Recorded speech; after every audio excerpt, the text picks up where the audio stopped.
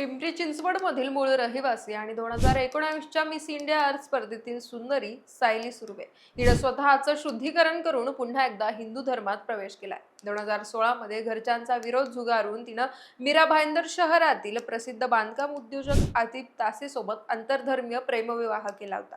निकाह झाल्यानंतर सायलीचं नाव बदलून अतिजा असं ठेवण्यात आलं होतं. दरम्यान या 10 वर्षात तिला 4 मुलं झाली. पण आता अचानक हिंदू धर्मात घरवापसी केल्यानं ती पुन्हा एकदा चर्चेत आली आहे. लग्न झाल्यानंतर काही काळातच सासरच्या लोकांकडून तिला सातत्यानं मारहाण सुरू झाली. मानसिक छळ केला गेला. हिंदू रीतिरिवाज पाळण्याचा प्रयत्न केल्यास त्याला तीव्र विरोध केला जाऊ लागला. पण सायली तिच्या 4 मुलांसाठी हा सगळा अन्याय मुकाट्यानं सहन करत होती. अखेर तिच्या सहनशीलतेचा अंत झाला. तिनं पोलिसात तक्रार दाखल केली आणि आपली चूक सुधारण्याचा निर्णय घेतला. 4ही मुलांसह ती आता हिंदू धर्मात परत आली आहे असं म्हणत सायली सुर्वेनं तिच्या सासरच्या मंडळींवर अनेक धक्कादायक आरोप केलेत. दरम्यान सायली सुर्वेच्या या कथित धर्मांतराची जोरदार चर्चा आता राज्यात रंगली आहे. या संपूर्ण प्रकरणावर सायलीचा पती आतिफ तासेची अद्याप कोणतीही प्रतिक्रिया समोर आली नसली तरी सायलीची सासू गुलशन पटेल यांनी मात्र सायलीने केलेले सगळे आरोप फेटाळून लावत दुसरी बाजू माध्यमांसमोर मांडली आहे. सायलीने केलेले गंभीर आरोप, त्यावर तिच्या सासूने दिलेलं स्पष्टीकरण आणि एकूणच हे सगळं प्रकरण आपण या व्हिडिओच्या माध्यमातून जाणून घेणार आहोत. नमस्कार, मी पूजा आणि आपण पाहताय देदनका. मंडळी, रविवारी जागतिक महिला दिनी सायलीचा हिंदू धर्मात प्रवेश झाला.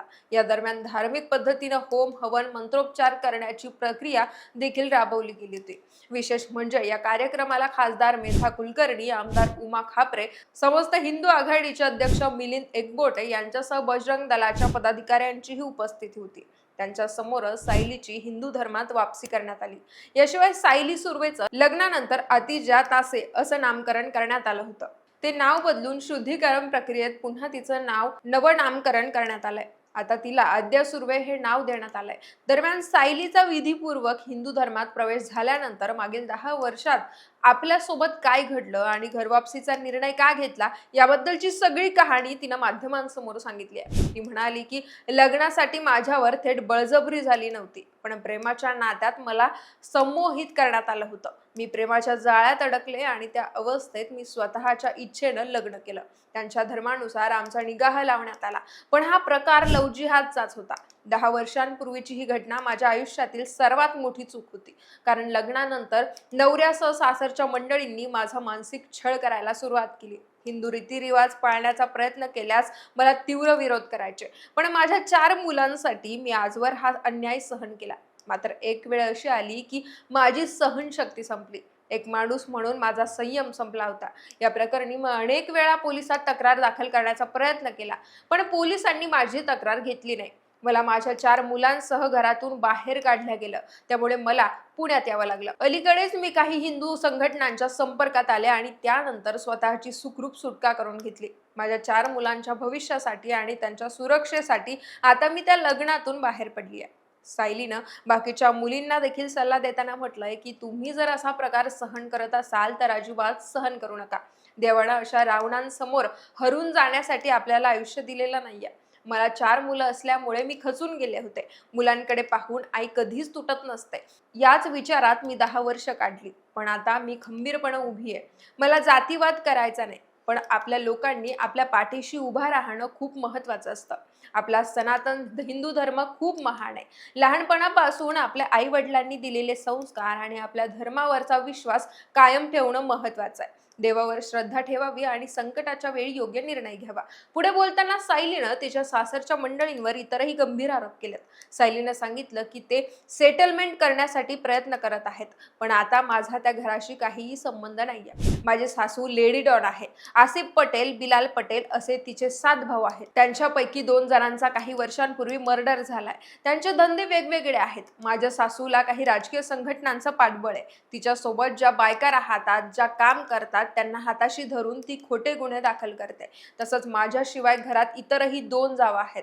त्यातील एकीनं मुस्लिम धर्म पूर्णपणे स्वीकारला असून ती तिथेच राहते. तर 3ऱ्या क्रमांकाच्या सुनेवरही अत्याचार होतात.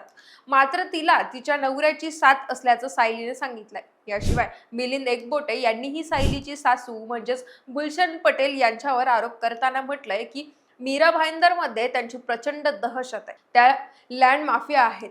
त्यांची करोडींची संपत्ती आहे. तसेच त्यांच्या तिन्ही सुना इतर धर्मीयांच्या असून इतर 2 सुनांनी देखील असेच आरोप केलेले आहेत. तर दुसरीकडे आपल्यावर होत असलेले गंभीर आरोप पाहून गुलशन पटेल देखील माध्यमांसमोर आल्या आणि त्यांनी आपली बाजू मांडली. त्या म्हणाल्या की आतापर्यंत जे काही आरोप करण्यात आलेले आहेत ते सर्व आरोप खोटे आणि चुकीचे आहे. सायलीवर माझं स्वतःचं खूप जास्त प्रेम आहे आणि तिचंही माझ्यावरती तितकंच प्रेम आहे.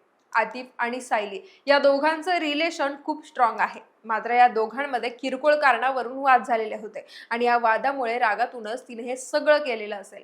तिने याआधी सुद्धा मुंबई पोलिसांमध्ये एक FIR दाखल केली होती, ज्यामध्ये तिनं अशाच प्रकारचे आरोप केले होते.